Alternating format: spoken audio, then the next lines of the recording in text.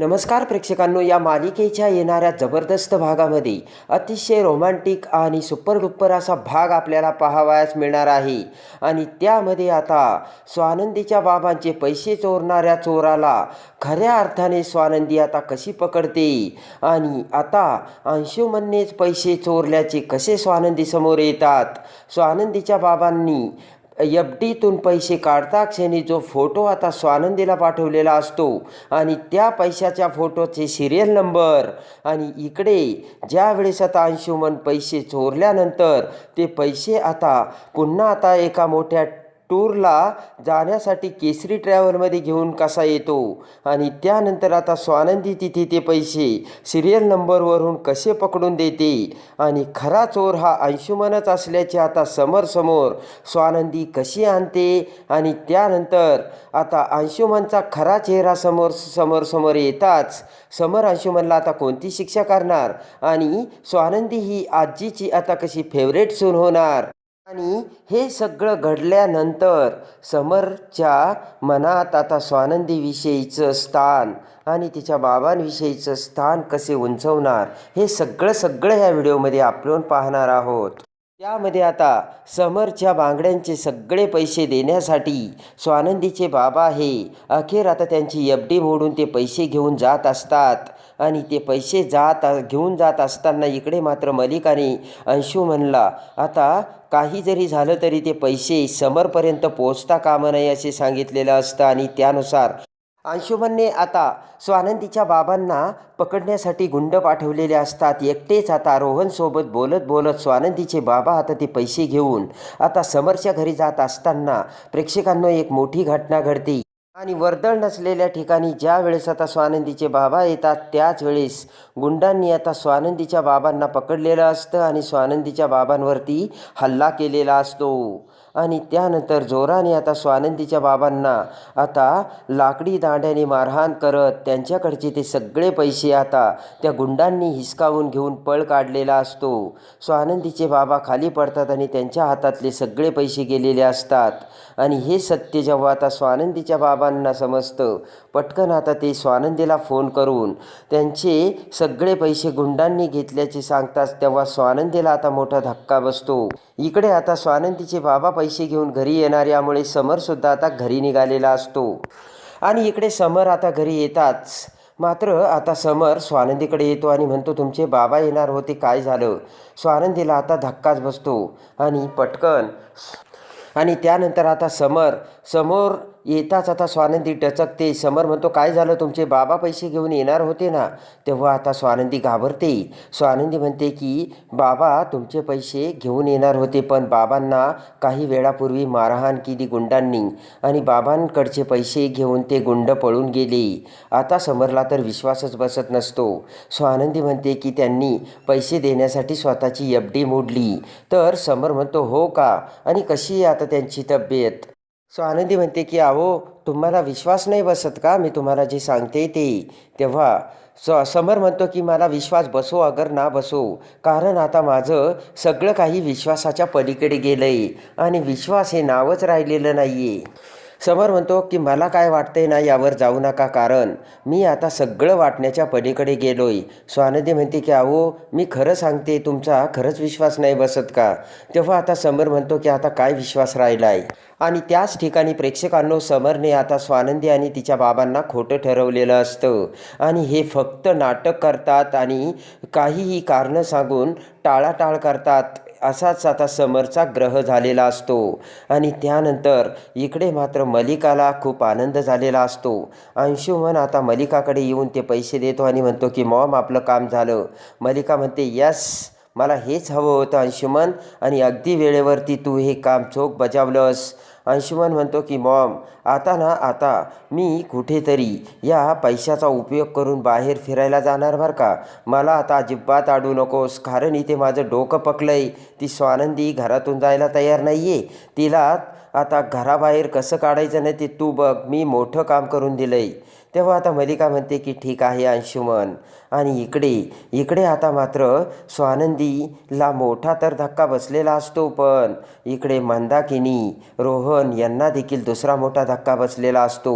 मंदाकिनी घरी आलेल्या बाबांना म्हणते की मी तुम्हाला सांगत होते एफडी मोडू नका म्हणून.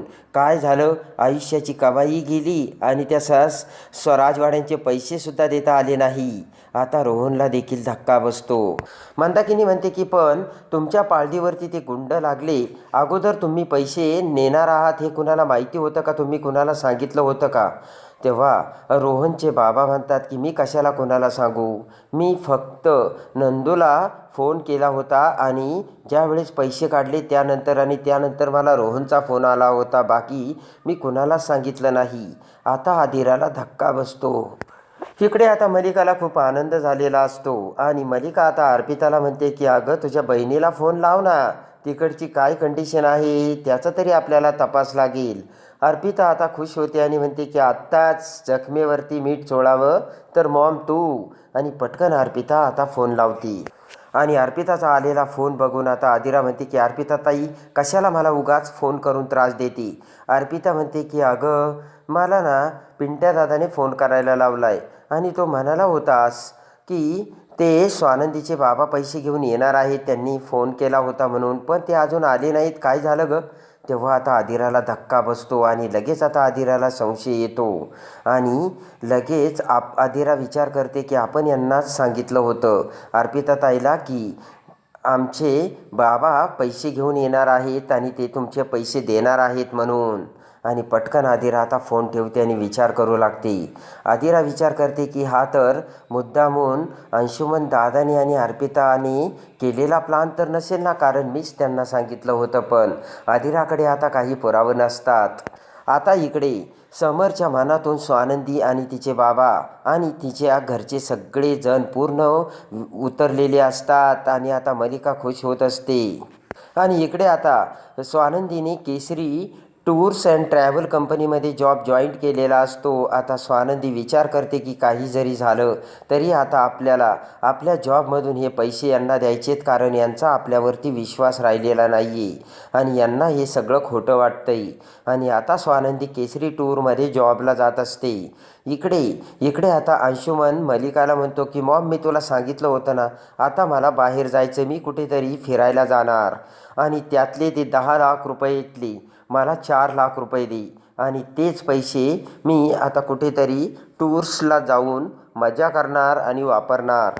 तेव्हा आता मलिका त्यातील 4 लाख रुपये अंशुमनला देते आणि अंशुमन आता बाहेर फिरायला जाण्यासाठी आता केसरी टूर्स अँड ट्रॅव्हल्समध्ये आलेला असतो आणि त्या कंपनीमध्ये आता पॅकेज सिलेक्ट करत इकडे अंशुमनच्या त्या माणसाने अंशुमनचं आता पैसे देऊन तिकीट बुक केलेलं असतं, रिझर्व केलेलं असतं. आणि आता पटकन आता केसरी टूरच्या त्या मॅनेजर स्वानंदीकडे ते पैसे देतात आणि म्हणतात की हे पैसे अकाउंट्समध्ये भर स्वानंदी, आणि हे आपल्यासाठी स्पेशल गेस्ट आहेत आणि ते आता बाहेर फिरायला जाणार आहे, तेव्हा त्यांना सगळी माहिती तू द्यायचीस. स्वानंदी म्हणते ठीक आहे आणि स्वानंदी ते पैसे घेते. पण त्याचवेळी जेव्हा आता स्वानंदी ते पैसे बघते आणि पटकन आता स्वानंदी तिचा मोबाईलमध्ये व्हॉट्सअपवरती ज्या वेळेस आता स्वानंदीच्या बाबांनी पैसे काढलेले असतात आणि तो फोटो नंदूच्या मोबाईलवर पाठवलेला असतो, तो फोटो आता स्वानंदी बघते.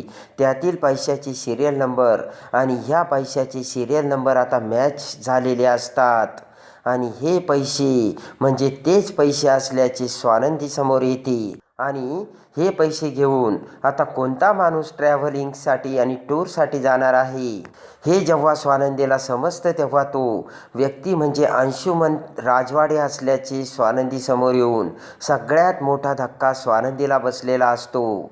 आणि त्या सिरियल नंबरवरून खरा चोर आता स्वानंदीच्या समोर आलेला असतो. आता स्वानंदी खूप घाबरते आणि म्हणते की आता या परिस्थितीत मला कोण मदत करू शकेल. स्वानंदी म्हणते की नाही, आता जर आपण हे सगळं समर राजवाड्यांना सांगितलं तर ते कदाचित यावर विश्वास ठेवणार नाही.